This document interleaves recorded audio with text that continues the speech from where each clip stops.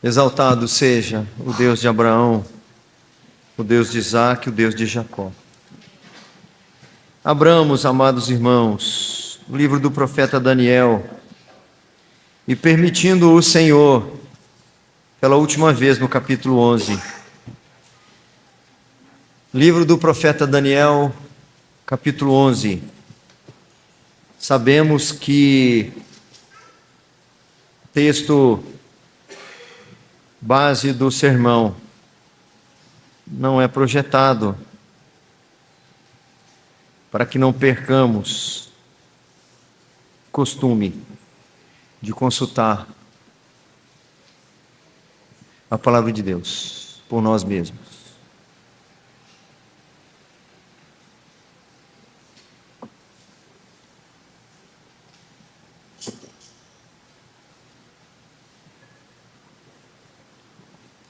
Oremos mais uma vez, meus irmãos.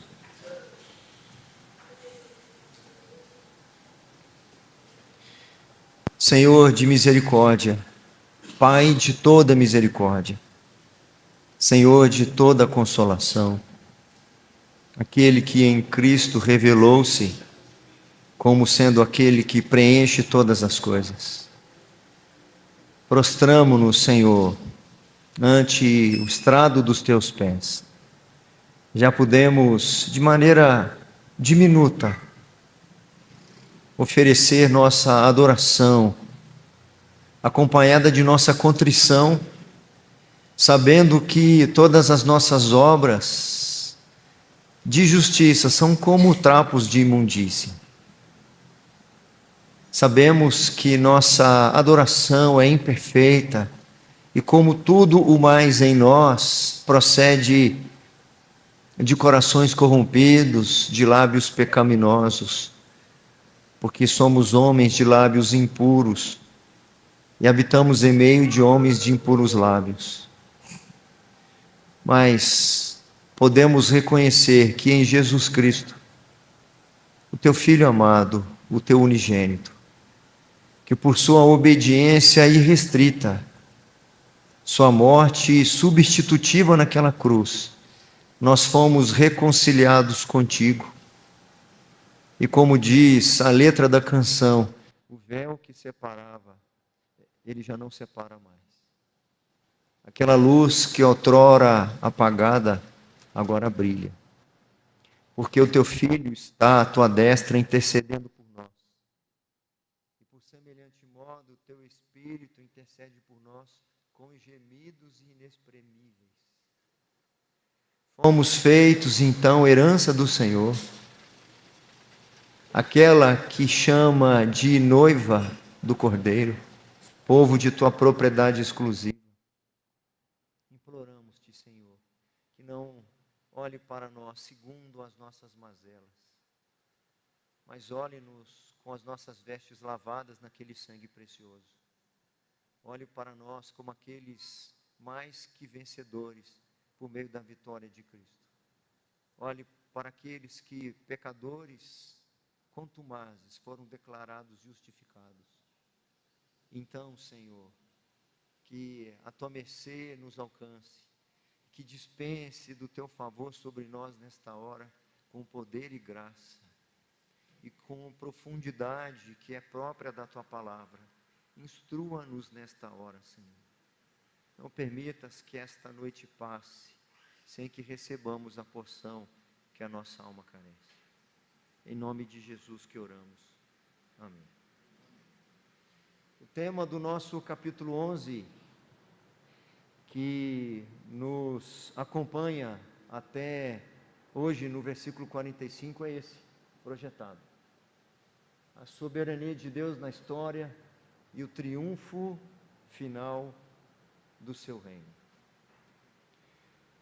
Os dois primeiros versículos foram uma espécie de introdução ou uma ligação com o versículo 10.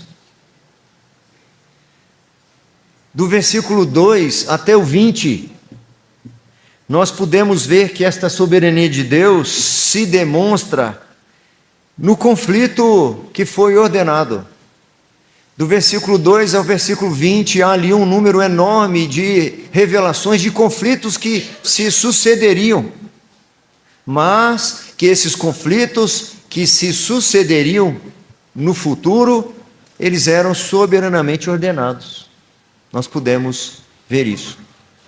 Vimos na semana passada sobre a inimizade entre os súditos de Deus e o reino do mundo, do versículo 21 até o versículo 35. Uma animosidade cruel, perversa, mas também divinamente ordenada, calculada, preparada, providenciada.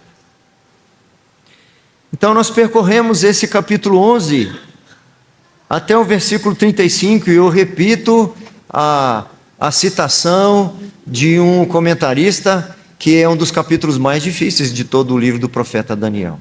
Muito denso, cheio de profecias que, se não forem conferidas na história, elas não têm muito valor. Elas ganham uma proporção de importância ainda maior, porque elas foram cumpridas justamente naquele chamado período intertestamentário do silêncio profético, onde não havia revelação da parte do Senhor nem por Urim, nem Tumim. Nenhum profeta foi levantado durante 400 anos para revelar das grandezas do Senhor, porque justamente naquele período elas estavam se cumprindo. Então, quando nós lemos a história daquele período, inclusive naqueles livros chamados livros apócrifos, que não são inspirados, mas trazem um arcabouço histórico muito importante, Macabeus, por exemplo, a Guerra dos Macabeus, está se cumprindo aquilo que Daniel profetizara, certo? Só que do versículo 36 em diante acontece algo assim estranho, porque o texto parece continuar revelando o mesmo personagem que vinha revelando até o versículo 35. Aquele famoso rei do norte, o Seleucida, Antíoco Epifânio, ou Antíoco IV, que encarnaria em si a manifestação da inimizade contra o povo de Deus. Esse que fez do templo de Jerusalém um templo de dedicação aos deuses, que proibiu as ofertas diárias, que instituiu a oferta de carnes de porco, que eram blasfêmias para o povo de Deus, que destituiu o sacerdote, o sumo sacerdote que lhe resistia, e que instaurou deuses estranhos.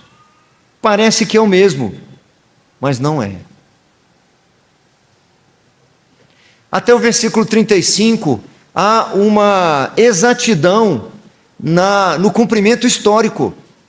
Se pegarmos os livros de história religiosa daquele período, e até mesmo livro de histórias ditas como seculares, que narram os conflitos e as guerras, nós encontraremos as profecias de Daniel sendo ali reveladas. Mas do versículo 36 em diante, não há confirmação histórica. A conclusão a que se chega é que esse Antíoco do 36 em diante não é mais aquele Antíoco histórico. É como se Daniel, olhando para o futuro, e visse, depois daquelas revelações dos reis persas, do reino grego com Alexandre e os seus generais, ele chegasse até Epifânio, ou Antíoco Epifânio, visse o que aquele homem faria, e a sua visão perpassa ele para outros significados que vão além dele. E a partir do versículo 36, ele é um representante, ele personifica, de fato, a tribulação ou a oposição que o povo de Deus passará. É por isso que do 36 em diante até o 45, não há as confirmações tão detalhadas como nós temos até o versículo 35. É como então se o profeta, ao falar desse rei, ele estivesse vendo através dele e enxergasse um tipo ou um protótipo de alguém que, semelhante a ele, surgiria num outro futuro, ou num futuro ainda mais distante. É mais ou menos quando lemos aquele sermão profético de Jesus, em Mateus 24, 25, que também é o mesmo tipo de literatura apocalíptica, em que há um duplo significado. Ao mesmo tempo que Jesus, quando fala do fim dos tempos, ele se refere ao ano 70, ou seja, daí a 30 anos mais ou menos, com a destruição do templo de Jerusalém pela invasão romana, através do general Tito, que se torna imperador no futuro. Ao mesmo tempo que ele fala de um futuro próximo, que se realizou exatamente como ele fala, do templo sendo destruído, etc. Ao mesmo tempo ele fala de um futuro escatológico, de uma provação, de uma tribulação que iria além daquela imediata. Então, esse trecho traz para nós o seguinte ensino. 3. O anticristo escatológico e sua derrota. Lembra que eu terminei na semana passada dizendo que cada uma dessas fases, cada um desses trechos, quando há situações adversas, até o versículo 20, e quando o versículo 21 surge, as coisas se agravam ainda mais. Elas nunca foram fáceis. Quando Daniel está sendo recebe do anjo revelações acerca dos reis persas, ele já estava numa situação ruim, desagradável e desfavorável. 15 dias em oração, atônito, em jejum, por causa das notícias que recebe. O anjo que lhe é enviado fala de um futuro próximo, de situações ainda mais graves. Aí nós vamos para o versículo 21, e essas situações graves, elas se agravam, até o versículo 35. E eu me lembro que ao final do sermão da semana passada, eu disse que as coisas ainda ficariam piores. O que o Senhor revela a partir do versículo 35 não se refere mais a apenas aquele período histórico do reinado de um homem finito, limitado pela sua idade, porque um dia ele ia morrer e o seu reinado ia junto com ele. Mas ele fala de um que não é em particular esse que depois morre pela invasão dos romanos. Na realidade ele morre no conflito lá na Síria, mas ele perde o poder por causa da invasão dos romanos que vem pelo mar. Nós não vamos ler o texto todo agora, nós vamos lendo de parte em parte, para que nós possamos compreender um pouco melhor. Alguns destaques dentro deste ensino sobre o anticristo escatológico e sua derrota. Nós veremos aqui nos versículos por que este rei, este inimigo do povo de Deus, tido como o anticristo, não é esse personagem histórico. Vamos ver algumas razões. A primeira delas, o rei arrogante como figura do anticristo final. Vamos percorrer alguns versículos. Vamos então ler agora, inicialmente, o 35 e o 36. O 35 faz parte da sessão anterior, mas nós vamos ler só para a gente fazer uma conexão. Vamos ler juntos o 35 e o 36? Alguns dos sábios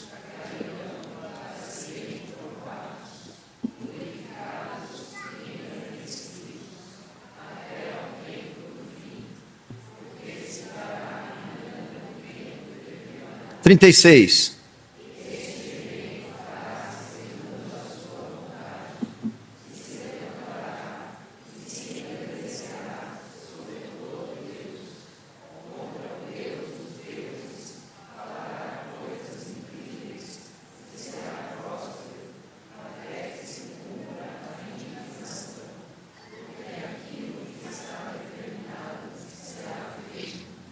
Nosso trecho hoje começa no 36.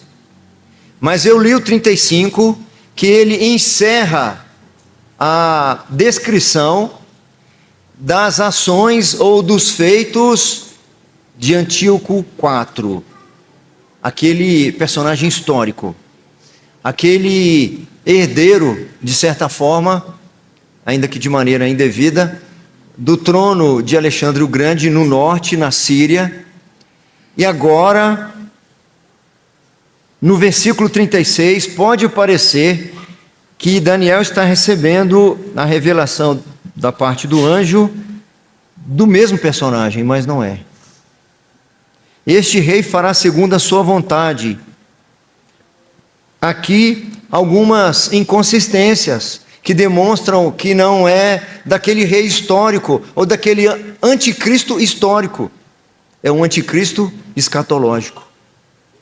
E eu preciso dizer para os irmãos que muitas vezes eu vou lendo o texto e as explicações e a compreensão e as conclusões que vou chegando e sempre vou fazendo aquela pergunta costumeira: como que isso pode de alguma forma fortalecer Daniel, que estava lá 15 dias enfraquecido de alma, profundamente angustiado, em jejum, em oração, sem banhar-se, e de repente ele recebe revelações com o propósito de fortalecê-lo, de encorajá-lo.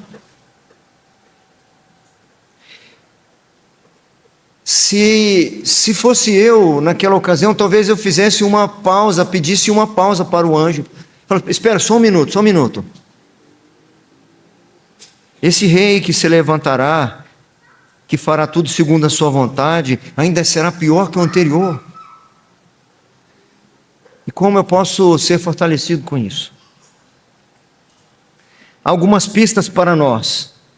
Esse rei exalta-se contra todo Deus, desejando ser adorado. Antíoco, por mais perverso que fosse, esse lhe sobressai. O versículo 36 aqui nós lemos, fala de um rei que agirá segundo a sua própria vontade. É a figura de um homem que chega ao poder, prospera, cresce e então fala contra todos os deuses. Antíoco, aquele personagem histórico, não fez isso. Ele era muito perverso, mas não chegou a esse ponto. Ele, de fato, foi chamado de divindade. Ele se auto-intitulou quando o seu nome, Antíoco Epifânio, como se fosse uma epifania, uma divindade. Mas ele nunca se engrandeceu sobre todo Deus. Ele se engrandeceu sobre o Deus de Israel, menosprezou o Deus de Israel, mas ele não menosprezou todos os deuses. Ele falou contra muitos deuses, e sobretudo contra o Deus de Abraão, de Isaac, de Jacó, o Deus dos judeus. Mas ele nunca rompeu com as suas tradições religiosas. Apesar de toda a sua perversão, ele era um homem religioso. Esse não é. Então, se aqui nós já compreendemos que esse trecho final, até o versículo 45, se refere a uma pessoa que vai além daquele personagem histórico, nossa interpretação a partir daqui precisa mudar. Eu não vou procurar mais aqui cumprimento na história, porque esses cumprimentos ainda não aconteceram. E aqui então é uma medida muito interessante para nós. Se aquelas outras profecias se cumpriram logo depois de Daniel, ou se cumpriram antes de nós, essas profecias que ainda estão no futuro também se cumprirão. E se aquelas profecias que davam a Daniel uma antecipação das dores do porvir, lhe fortaleceram, essas que prometem para nós também dores futuras, também hão de nos fortalecer. O apóstolo Paulo, quando escreve a segunda carta aos Tessalonicenses, falando do futuro, falando do fim de todas as coisas, é interessante que Paulo cita o verso 36. Ele cita Daniel, quando diz, o título da passagem lá de Tessalonicenses é a vinda do Senhor, a revelação da apostasia e o homem da iniquidade. E num dos versículos, Paulo diz o seguinte: o qual se opõe e se levanta contra tudo que se chama Deus, ou é objeto de culto, a ponto de assentar-se no santuário de Deus, ostentando-se como se fosse o próprio Deus. Esse Antipas escatológico estava no futuro de Daniel, estava no futuro ainda de Paulo, e está ainda no nosso futuro. Nós nunca queremos ouvir isso, que as coisas difíceis podem ficar ainda mais difíceis. Nós queremos comodidade, queremos conforto, queremos manter as coisas de forma estáveis, nós odiamos o incômodo. As ciências modernas, humanas de um modo geral, tentam fazer com que o nosso bem-estar deva ser o afastamento daquilo que incomoda. Se alguma coisa te incomoda, se afasta daquilo. Se aquele relacionamento te incomoda, afasta-se para que você então não seja incomodado. E aqui Daniel está sendo incomodado até a sua alma.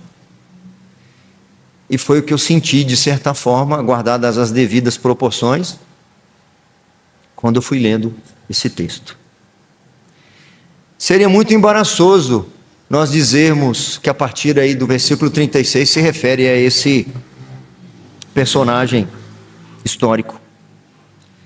38 e 39, vamos juntos?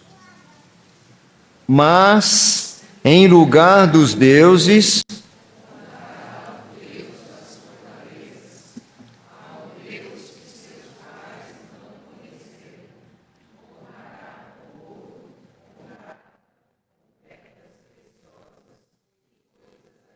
trinta e nove.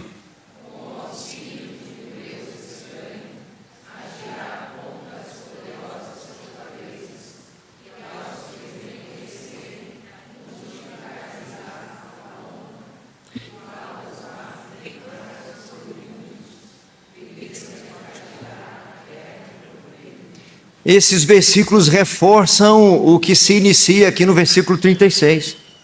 A pessoa aqui descrita, ela supera em muito o Antíoco histórico que está sendo revelado até o 35. Ele não tem respeito nenhum por Deus nenhum. A figura aqui que está sendo revelada é de um homem pisoteando aquilo que seus pais valorizavam. Aquele rei histórico nunca fez isso. Ele manteve a tradição, ainda que idólatra, ainda que pervertida, ainda que uma religiosidade cega, ele manteve. Ele odiava o Deus de Israel, mas ele respeitava os deuses dos quais ele foi criado. Aqui era uma pessoa sem afeições e sem qualquer tipo de piedade ou de religiosidade. O único Deus que esta pessoa, este personagem aqui adora, é a força. É a violência, é o poder, devotando-lhe tudo. Com o uso da força, avançará contra seus inimigos e, por outro lado, concederá prêmios e recompensas aos seus aliados, aos que estiverem contigo. Mas nós vemos que o texto que apresenta horrores desse personagem escatológico também decreta o seu fim. Vamos ler o 40? No tempo do fim,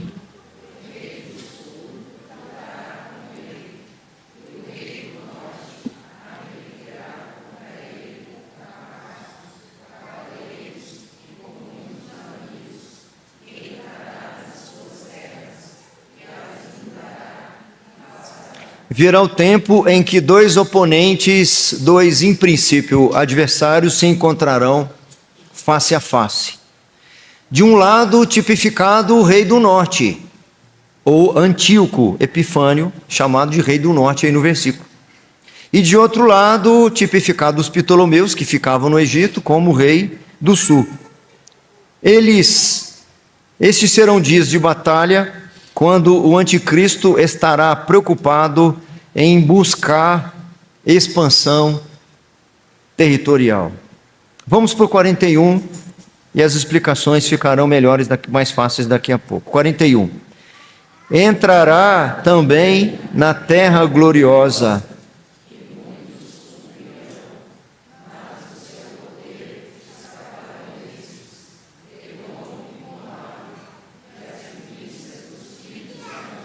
além de buscar a expansão do seu reino, da sua influência e do seu poder, além de recompensar os seus aliados serão poupados. E aqui personificados em 3 nomes, ou nomes de 3 povos: Edom, Moabe e as primícias dos filhos de Amon. Ele derrotará, perseguirá todos que se lhe opuserem.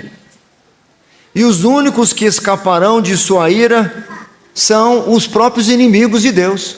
Todos os inimigos do Deus de Israel lhe serão aliados.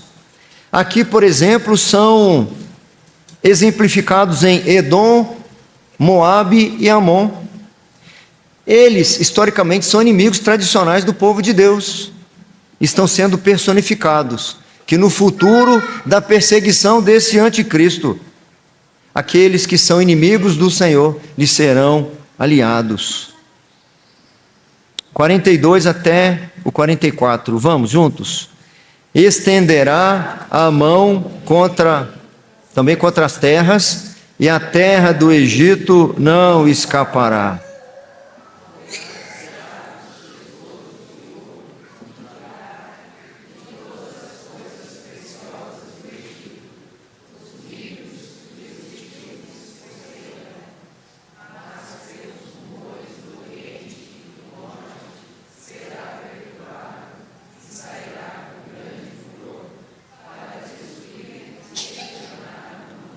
Significa que nenhum lugar de todo o mundo escapará à sua fúria. Onde houver povo de Deus, onde houver um cristão, ele será perseguido. Ele não encontrará vida fácil, esse cristão. Não haverá país que seja bom para ele. Não haverá condição para poder viver uma autenticidade cristã que ele vai encontrar bom termo. Haverá ocasiões em que, pelo simples fato de ser cristão, ele encontrará inimizade. Será uma força que tudo conquistará, ordenando a submissão universal. E aí o versículo vai dizer sobre uma perturbação, né? Será perturbado, ou seja, é alguma rebelião. A rebelião será impossível, pois qualquer rebelião será esmagada. Daniel, não haverá alento, Daniel, no futuro. Haverá um tempo difícil e desafiador para a igreja. O 45 diz: armará as suas tendas palacianas entre os mares, contra o glorioso Monte Santo. É interessante, abrindo um parênteses, que quando você olha aquela fotografia turística de Jerusalém, que você vê uma cúpula linda, bonita, é uma grande mesquita que foi construída em cima do templo de Jerusalém.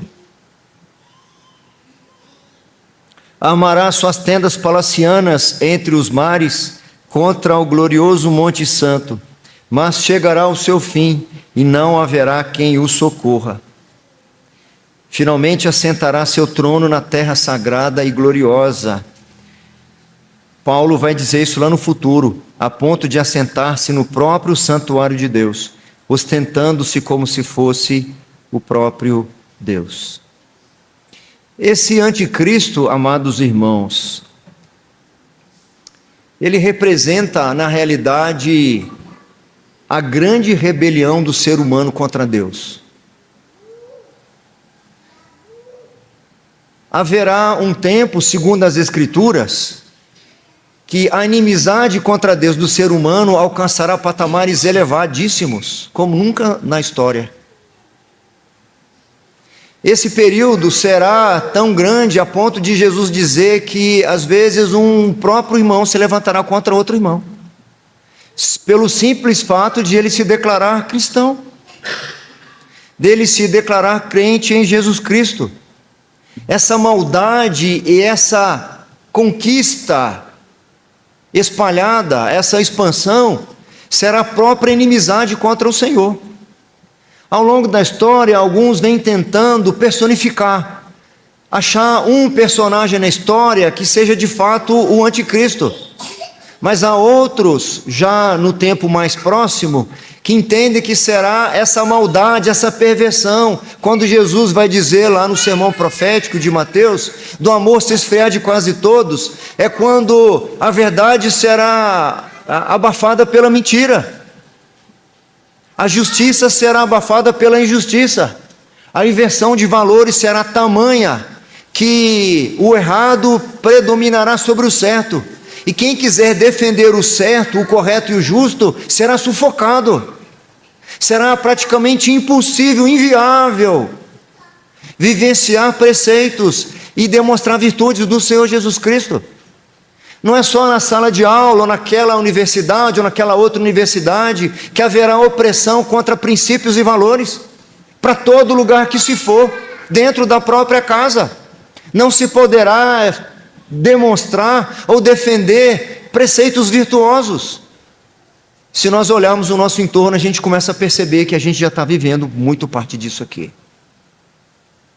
Talvez aqueles que vivem muito enclausurados aqui nesse ambiente não tenham muita oportunidade de ver. Converse com os nossos adolescentes para poder contar como é que estão as salas de aula. Converse com os estudantes de universidade para você ouvir dizer como é que está o ambiente nas universidades nesses dias. Pergunta se qualquer estudante de universidade do nosso país pode ter a liberdade de defender qualquer causa que seja de alguma forma demonstrada ou próxima do cristianismo. Ele não precisa falar de Cristo, ele não precisa falar de religião, ele não precisa falar de protestantismo, mas se ele expressar de alguma forma alguma virtude. E Daniel estava sofrendo porque momentaneamente a construção do templo estava interrompida. Daniel, você está sofrendo por pouco. Tem gente sofrendo mais do que você, e há cristãos que sofrerão muito mais do que você.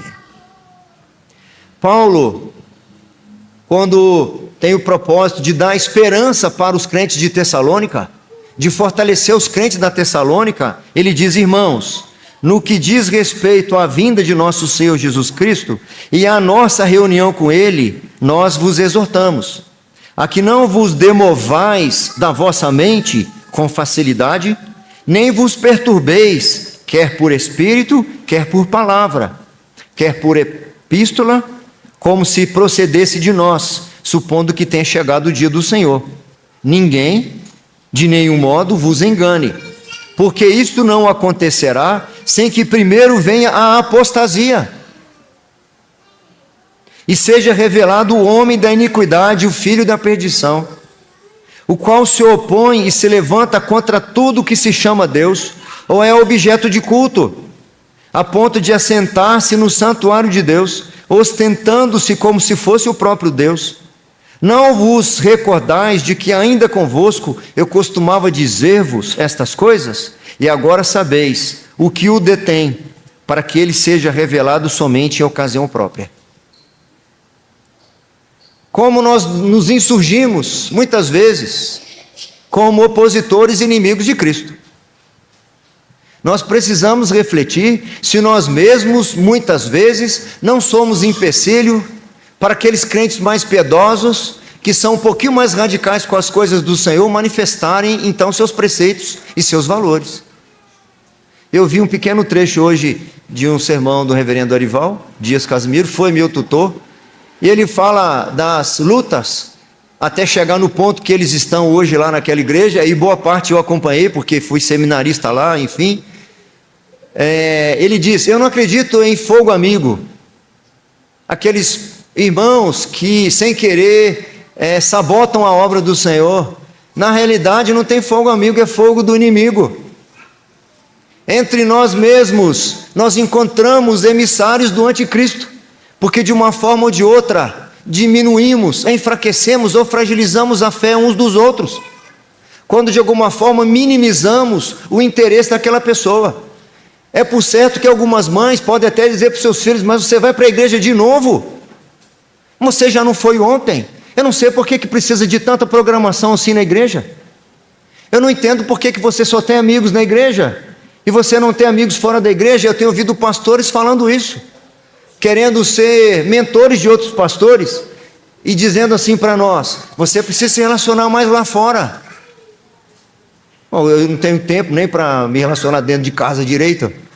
Tem tanta gente que eu preciso visitar. Estou olhando para uns 4 ou 5 aqui que eu estou devendo uma visita.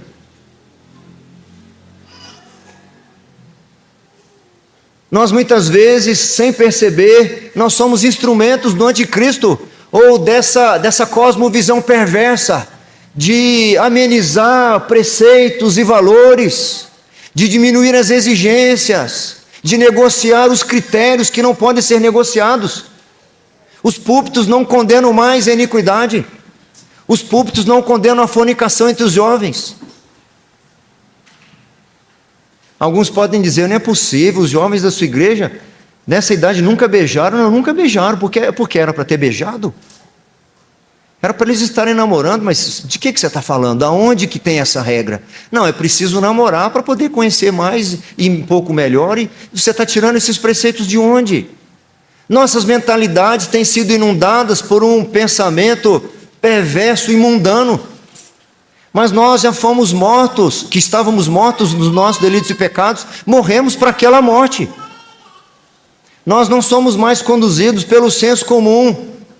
Não somos ou não devemos ser mais conduzidos pela opinião da maioria, pelo costume dos jovens, pelo que se convive por aí. Nós somos mesmo extraterrestres? Somos, mas nós somos a verdadeira contracultura. Nós não nos adequamos. Nós não cedemos, ou não podemos nos ceder. O domínio do mal é temporário, pois o poder pertence a Cristo. Nessa parte final do capítulo, temos uma visão desse personagem escatológico,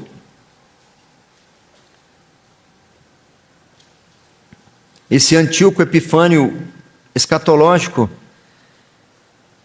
que está se fundindo com o personagem histórico, mas a gente conseguiu dissociá-los.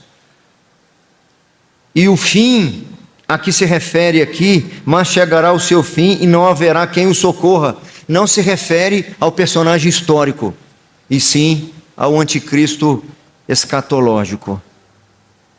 Toda arma do inimigo não prosperará. Caminhamos para o fim. O que essa profecia sobre a vinda desses dias sombrios de Antíoco IV, o personagem histórico, e daquele outro personagem escatológico, podiam dizer alguma coisa para Daniel? Podia dizer alguma coisa para Daniel? Pôde dizer alguma coisa para Daniel? Ou pode dizer alguma coisa para nós?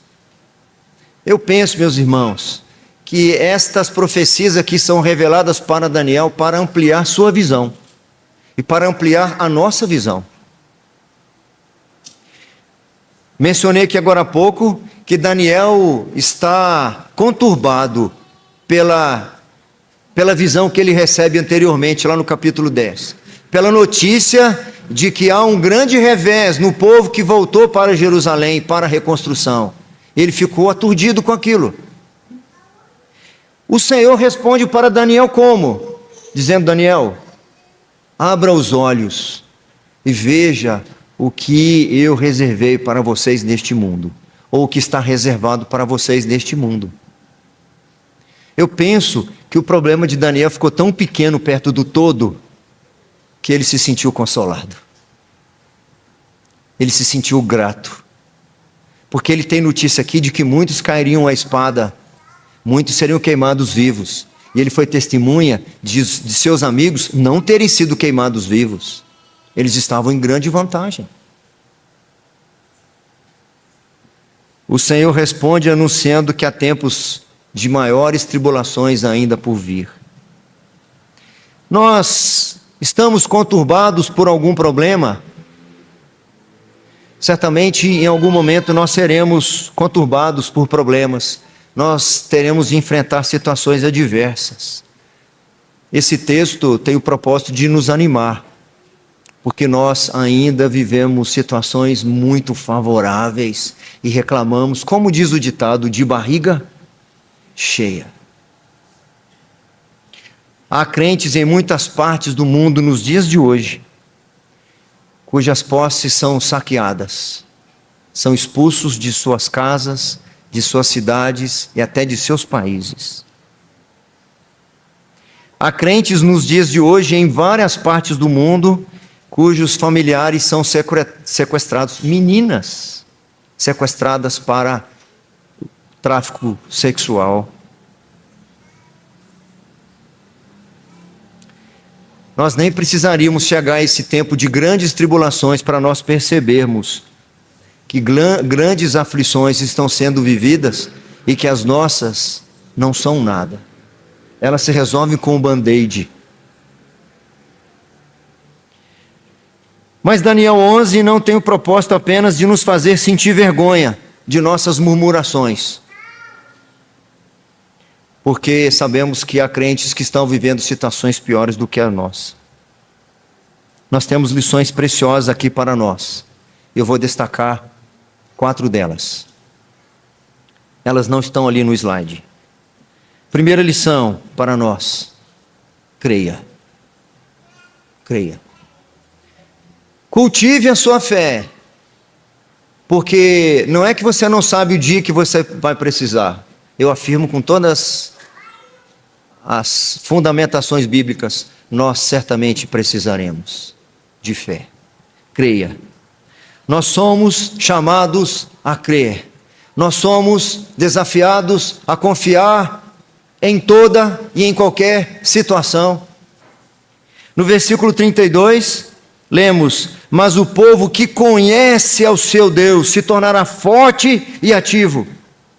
A fé, amados irmãos, no poder soberano de Deus, como ela é claramente demonstrada aqui no capítulo 11, é o fundamento, é a base para toda a nossa esperança e toda a nossa atividade, toda a nossa rotina, todo o nosso trabalho, toda a nossa vida. Perca de vista o poder soberano do Senhor, o controle de Deus sobre toda a história. Perca de vista isto e você não terá onde fundamentar sua fé. Meus irmãos, que lamentável, isso não está sendo pregado como se deveria, a começar aqui, a começar de mim. Nós deveríamos insistente e incansavelmente cultivar e desafiar a fé uns dos outros no Deus verdadeiro, no Santo de Israel, naquele que governa, naquele que levanta reis e derruba reis. Acaso está a sabedoria com os idosos? Quem pergunta isso é Jó. Quando ele está ali debatendo com os seus amigos, ele vai dizer para eles: pergunta para as alimálias, perguntas para as aves dos céus, até os peixes do mar vão dizer para você que é Deus quem fez isso. Ninguém interveio nos seus planos.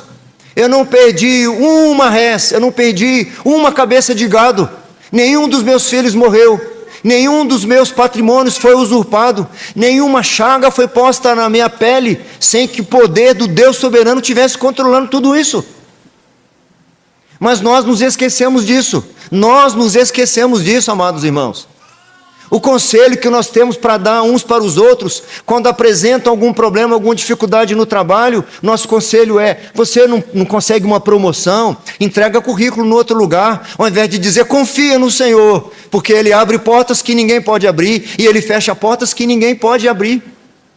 Se Ele fecha, ninguém pode abrir, e se Ele abre, ninguém pode fechar. E Ele abre portas que ninguém pode abrir, e fecha portas que ninguém pode fechar. E se Ele abrir, ninguém fecha. E se Ele fecha, ninguém abre.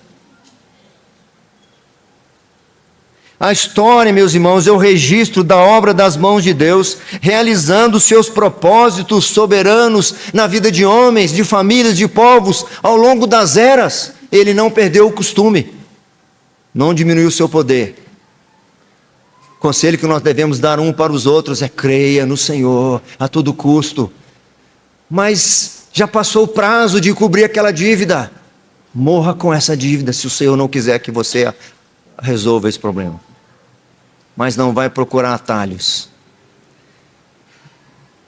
Já procurei toda sorte de soluções médicas. Confie no Senhor.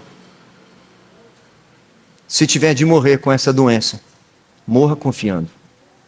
Se tiver de perder uma causa, perca confiando. Se tiver que perder sua própria vida por amor de Cristo, saiba que na realidade você está ganhando. Segunda lição para nós. Em meio às tribulações que aumentarão, alguns resolveram não ter filhos, porque dizem o seguinte: eu não vou gerar filhos para colocá-los nesse mundo, porque ele está pior do que na minha infância. E entenda que a próxima ainda estará pior. Jesus diz isso, que o amor se esfriará de quase todos. Pastor, que sermão pessimista. É o anjo que está falando aqui, e foi Jesus quem falou isso lá. Mas qual lição tirar disso? Em meio a essas situações adversas, há gerações cada vez menos amorosas, mais odiosas, mais horrendas, mais inimigas do bem. Não foi isso que Paulo disse para Timóteo? Saiba, porém, isto, que nos últimos dias sobrevirão tempos difíceis, porque os homens serão desafeiçoados, arrogantes, irascíveis, mais amigos dos prazeres do que amigos de Deus. Está nas Escrituras isso. Em meio a essa situação, qual lição para Daniel e para nós? Resista. É a segunda lição. Nós somos chamados a resistir fielmente, ainda que tenhamos que morrer. Nos dias de Antíoco, aquele histórico, alguns seriam seduzidos ou pressionados a abandonar a aliança com Deus e passar para o lado perverso. Lá no versículo 31 que lemos na semana passada diz: deles sairão forças, daquele Antíoco histórico, deles sairão forças que profanarão o santuário, a fortaleza nossa, e tirarão o sacrifício diário, estabelecendo a abominação desoladora.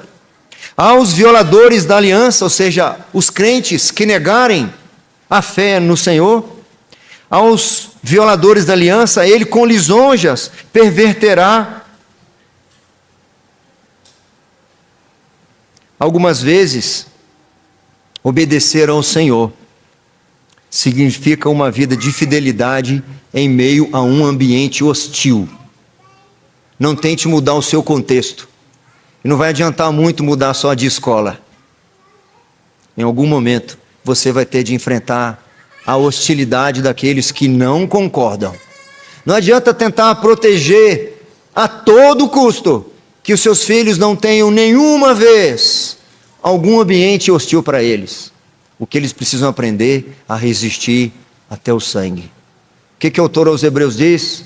Na vossa luta contra o pecado, não tendes resistido até o sangue. Eu confundi, foi Hebreus mesmo? Não, Hebreus fala do pecado que tenazmente nos assedia, corramos a... É isso mesmo, né? Obrigado, presbítero.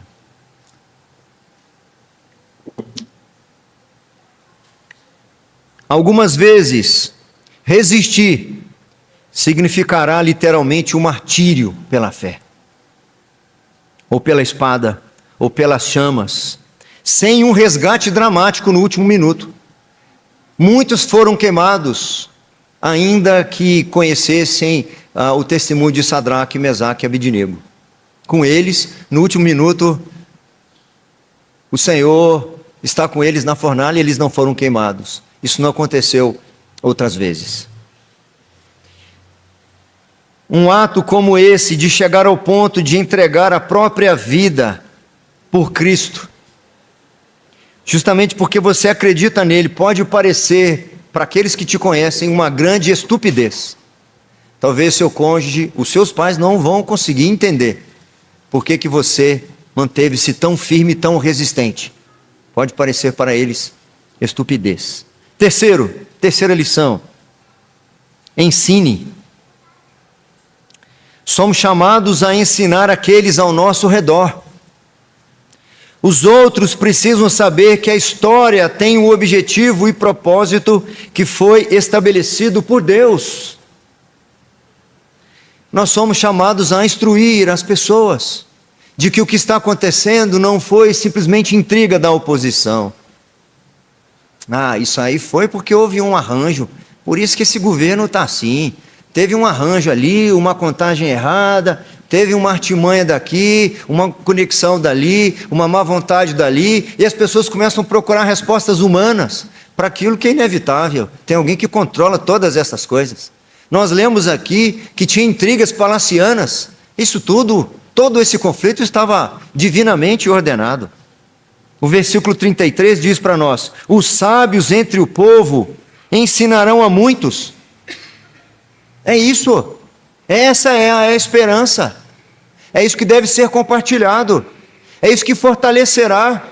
Vez ou outra alguém diz para mim: pastor, está difícil a situação lá no emprego, e está difícil a situação, e surgiram situações adversas, e aconteceu isso, e a justiça, e a minha resposta é: procura um advogado, se for o caso.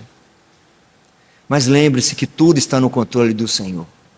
O Senhor levanta demandas na nossa vida para ser instrumento, num primeiro momento de grande incômodo, mas de nos tornar aprumados, aprimorados. Esse é o ensino que deve sair da nossa boca e dos nossos exemplos.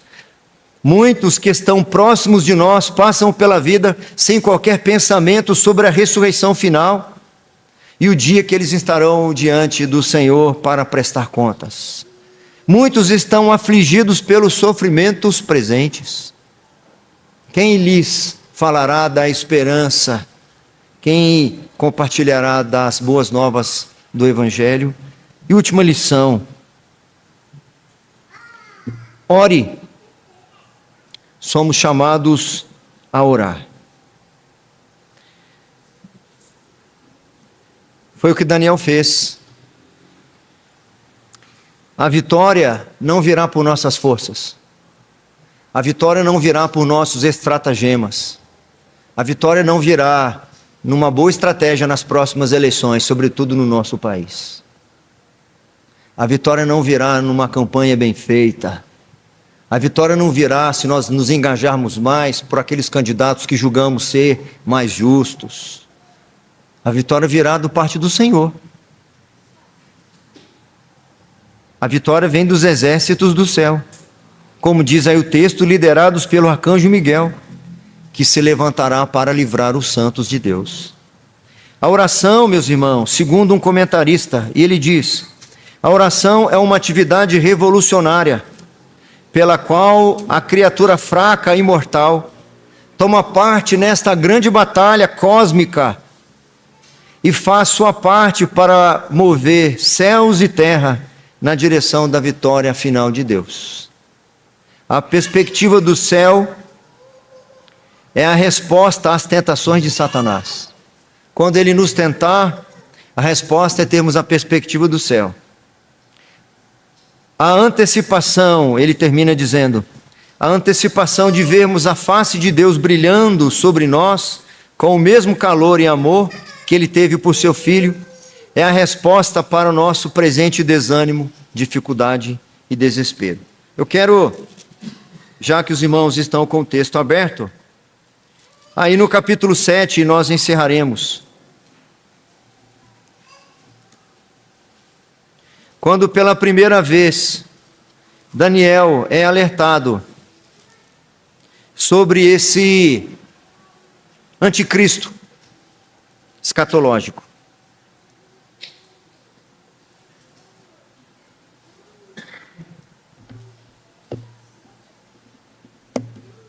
Versículo 20. E também a respeito dos 10 chifres que tinha na cabeça, e do outro que subiu, diante do qual caíram 3. Daquele chifre que tinha olhos e uma boca que falava com insolência, e parecia mais robusto do que os seus companheiros. 21.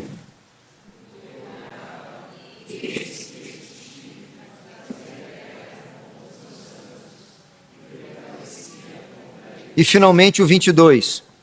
Até que veio ancião de dias,